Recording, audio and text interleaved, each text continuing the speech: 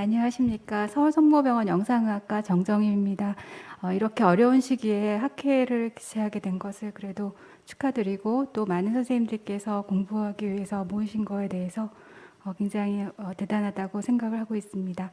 제가 오늘 강의할 내용은 CT 이미징 아날리시스인데요. 이제 거의 옛날 초창기 때는 타비가 굉장히 시작하는 분위기였기 때문에 그렇게 많이 이 CT 이미징 아날리시스에 대해서 많이 모르셨지만 지금은 많은 병원에서 타비를 시행하고 있기 때문에 이 이미징 아날리시스는 굉장히 베이직스에 해당하는 것 같습니다. 그래서 간단히 짧게 설명을 드리면서 넘어가 보도록 하겠습니다.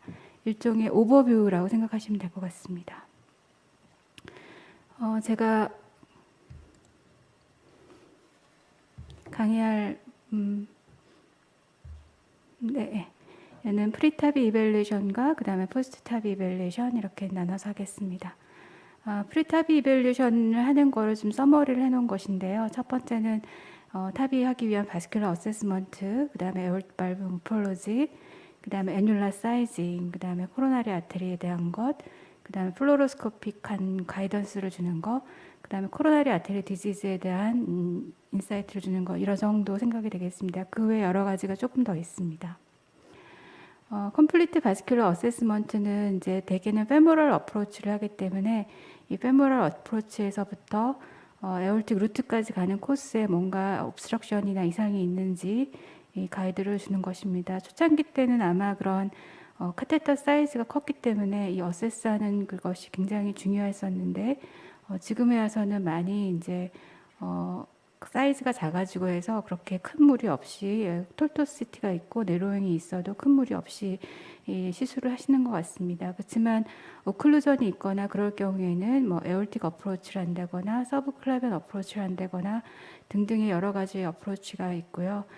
또 최근에는 이렇게 베너스 어프로치라고 해서 IVC를 통해 가지고 여기 아테리를 아래쪽에 막혔을 경우에 IVC를 통해서 IVC에서 에올타로 중간에서 펑처한 다음에 이렇게 시술을 하시는 그런 방법까지 개발이 되었고 유럽 쪽에서는 아마 이렇게까지 시행을 하고 있는 것 같습니다. 아까 말씀드린 대로 아래쪽이 안 된다면 트랜스 서브클라비안이거나 카로티드 에올틱, 에피칼을 하는데 에피칼 프로시저 같은 경우에는 이제 초기에는 많이 했지만 지금은 컴플리케이션이 많다 그래서 이 에피칼 어프로치는 점점 하지 않는 것 같습니다. 그 다음에 두 번째 저희가 CT 이밸리에이션에서 굉장히 중요한 거는 에올틱 발브 모폴로지입니다. 이렇게 트리커스피드 발브인지 바이커스피드 발브인지 그 다음에 바이커스피드 발브에서의 그 타입 1의 이런 그 라페 카시피케이션이 브리칭을 하고 있다든지 이런 인포메이션을 주는 것이 애큐트 컴플리케이션을 방지하는 데 도움이 될 수 있기 때문에 발브 모폴로지가 중요한데 발브 모폴로지를 보는 데 있어서는 아마 CT가 가장 좋지 않나 생각이 됩니다. 이런 발브 모폴로지는 특히나 이렇게 트리커스피드 발브인 것처럼 보이지만은 라페가 이렇게 퓨전이 되어 있고 거기에 브리치드 칼시피케이션이 있게 되면 일종의 바이커스피드 발브잖아요. 이런 경우에는 시술을 할 적에 너무 발론 딜라테이션 심하게 하면은 이것이 튀어나가기 때문에 그런 거에 대한 이제 워닝을 드릴 수 있는 그런 점이 있습니다. 에올타 아뉰러스 사이징은 이제 아뉰러스는 워낙 발브 커스비 세 개의 링이 만나는 가상의 링인데 여기에 이제 프로테시스를 로케이션하기 때문에 이 사이즈가 굉장히 중요합니다. 에올틱 발브 리플렛이 만나는 이 힌지 포인트를 연결한 것이 아뉰러스이고 거기서 아래로 내려가는 부분을 LVOT 한 5mm까지 얘기를 하고 있습니다. 그리고 위로 올라가는 곳에 사이너스가 있고 거기에 이제 코로나리 아테리가 있고 사이너 투뷸라 정션이 있는데 이 부위의 메저먼트가 굉장히 프로세스 사이즈를 결정하는 것이기 때문에 중요합니다. 언더사이징을 하게 되면 여러 가지 이제 PVL 같은 컴플리케이션이 생길 수 있기 때문이죠.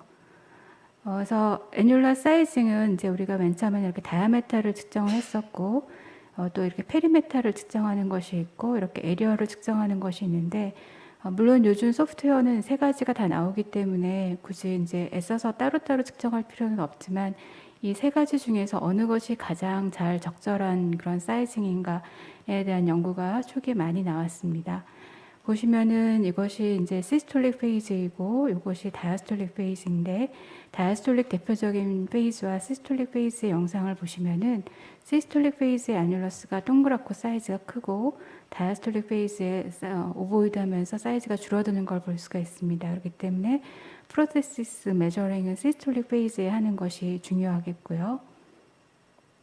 그 다음에 아까 말씀드린 대로 페리메타하고 에리어 같은 것들을 이제 쟀을 적에 이런 페이징 디퍼런스가 얼마나 있는지에 대해서 연구를 해봤더니 노말이 이거나 아니면 에올틱 스테노시스가 이거나 간에 애뉴러 사이즈 에리어는 좀 약간 베리에이션이 있는데 반해서 페리메타는 굉장히 컨스턴트하게 지나가는 걸 볼 수가 있어서 이 페리메타 메저링이 아무래도 가장 정확하고 좋을 것 같다라고 초기에 이제 얘기했고, 거의 지금 사용하실 적에도 아마 이제 중요하게 고려하는 사이즈 메저링 툴 파라메타일 것입니다. 그 다음에 이제 이것을 측정을 할 때 그 소프트웨어를 사용하는 것이 좋으냐, 매뉴얼로 그냥 우리가 엣지를 맞춰가지고 재는 것이 좋으냐 그랬을 적에 매뉴얼로 했을 경우에는 이렇게 베리언스, 인터리드, 어그리먼트가 굉장히 떨어지는 것을 알 수가 있습니다. 물론 소프트웨어 두 번 하면 똑같이 나올 것이고, 그 다음에 소프트웨어랑 그 다음에 약간의 커렉션을 한 것은 좀 떨어지겠지만은 이렇게 사람이 좀 이제 메저링을 해주고 사람이 좀 상황에 따라서 커렉션을 해주는 것이 정확하다고 할 수 있습니다. 그래서 병원별로 좀 사정이 다르겠지만은 이 소프트웨어를 이제 구매를 하는 경우도 있고 영상학과 같은 경우에는 구매를 하지 않는 경우도 있는데 타비를 만약에 그 병원에서 계획하고 있고 시행하고 있다면 꼭 구매를 해서 사용하는 것이 중요하겠습니다. 그 다음에 이제 애뉴러스 사이징 다음에 그 다음에 코로나리 아테리 하이트가 중요한데, 이 하이트가 중요한 것은 리플렛이 넘어가면서 이 리플렛이 아테리얼 오스를 막게 되기 때문이죠. 그렇기 때문에 적어도 1cm 이상의 그런 길이가 있어야 되고, 만약에 길이가 안 된다 그러면 먼저 가이드 같은 걸로 코로나리 아테리 프로텍션을 해놓고 시술을 하는 것이 중요하다고 합니다. 그 다음에 이제 저희가 CT를 찍고 나면은 이거에 대해서 이제 플로로스코픽 앵글을 주게 됩니다. 에올타를 이렇게 애뉴러스가 한 플랜에 평형하게 되는 그런 플로로스코픽 앵글을 저희가 이제 얼마다라고 주게 되는데, 이걸 주게 되면은 시술하시는데 시간을 많이 줄일 수 있는 장점이 있습니다. 그래서 저희가 이제 이렇게 레프트, 라이트, 난 코로나리가 한 플랜에 있는 요 앵글을 제공을 하였고, 이게 좀 너무 하얘가지고 좀 잘 보이는데, 여기 이제 시술을 하시면서 그 커스비 얼라이먼트가 되어 있을 때 이 앵글이 저희랑 이제 일치하는 걸 거의 볼 수가 있습니다. 그래서 먼저 이 앵글을 보고 각도를 잡고 그 다음에 이제 보시면서 약간씩 조정을 하시는 거 되는 거죠. 그 다음에 이렇게 그 앵글이 침할 경우에는 시술이 좀 어려움이 있기 때문에 이 앵글이 어떤지 알려드리는 게 중요하겠고, 그 다음에 septal 하이퍼트로피가 있게 되면은 이것이 워낙 시스톨릭 때 애뉴러스가 늘어나야 되는데, 하이퍼트로피가 있는 사람 같은 경우에 이게 시스톨릭 때 오히려 더 두꺼워지면서 애뉴러스 사이즈가 줄어들게 됩니다. 그래서 septal 하이퍼트로피가 심한 사람의 경우에는 이 아뉈러 사이즈를 다이아스톨릭 페이즈, 시스톨릭 페이즈 다 재가지고 비교를 해보는 것이 중요해서 이런 septal 아나토미도 봐야 됩니다.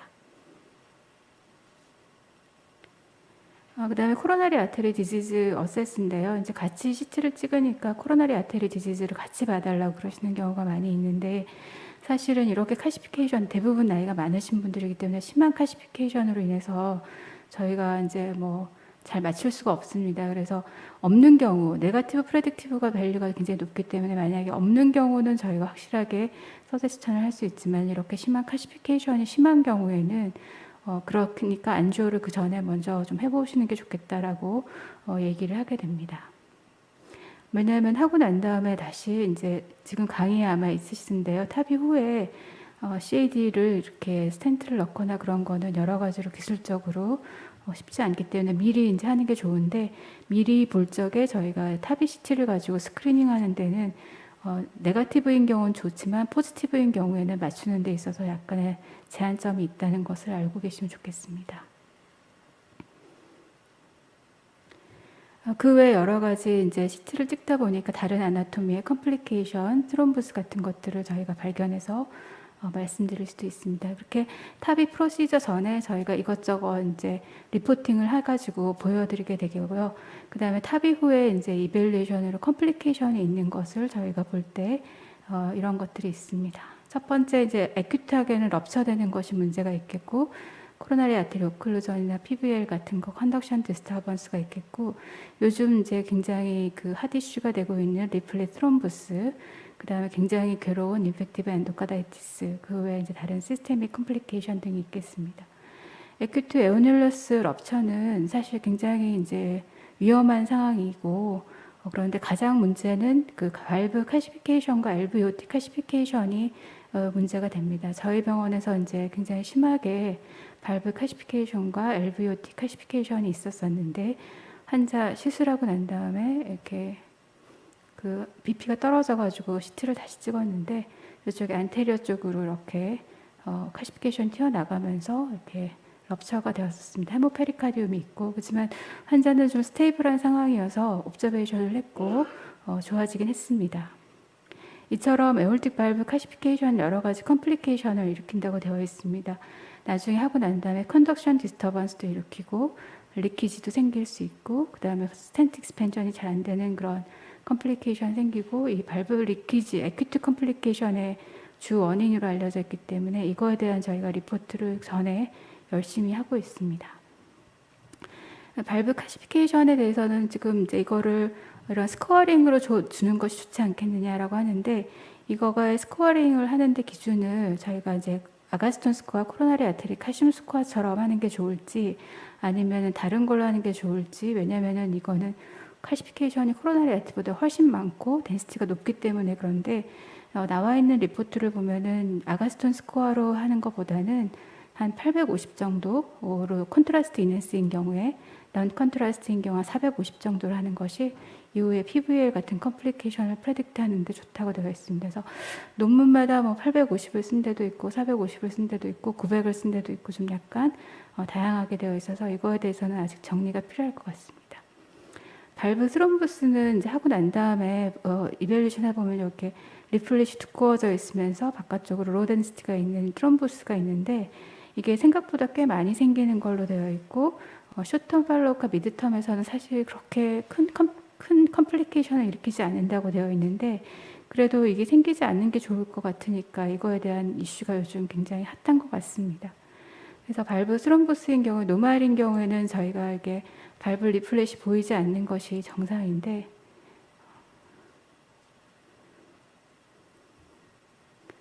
이게 이제 그 할트가 있게 되면 이게 리플렛이 이렇게 두꺼워지게 되고, 이 두꺼워진 것이 더 심해지게 되면 이제 이모빌리티가 생기게 됩니다. 그래서 이거에 대해서 최근에 이제 이거에 관계된 아웃컴에 관련된 거, 이런 것들이 여러 가지 메저먼트와 함께 많이 보고가 되어 있는데, 숏텀에서는 사실 별 문제가 없는 것 같고, 롱텀의 경우에는 어떤지 잘 모르겠다고 되어 있고, 이거에 대한, 이걸 방지하기 위한 안티코아귤렌트, 안티플레이트 테라피가 굉장히 핫한 것 같습니다. 인펙티브 엔도카다이티스는 이제 그 스롬보스와 간별이 되게 중요한데, 저희가 그나마 좀 약간 간별한 것은 요 리플렛, 아까 할트 같은 경우에는 요게 커스베 안쪽으로 생기는데 반해서 이 인펙티브 엔도카다이티스의 디제너레이션은 리플렛이 두꺼워지는 것으로 저희가 조금 구별을 할 수 있고, 이 컴플리케이션이 생기면 굉장히 좀 괴로워하시는 것 같습니다. 그래서 간단하게 저희가 CT를 가지고 프리타비 이벨루에이션도 할 수 있고, 그 다음에 포스트 타비 이벨루에이션도 할 수 있고, 그렇습니다. 그리고 그것을 잘 아는 것이 여러 가지로 이제 선생님들이 시술하시거나 팔로업 하는 데 도움을 줄 수 있다고 생각이 됩니다. 네, 짧게 이 강의 마치도록 하겠습니다. 감사합니다.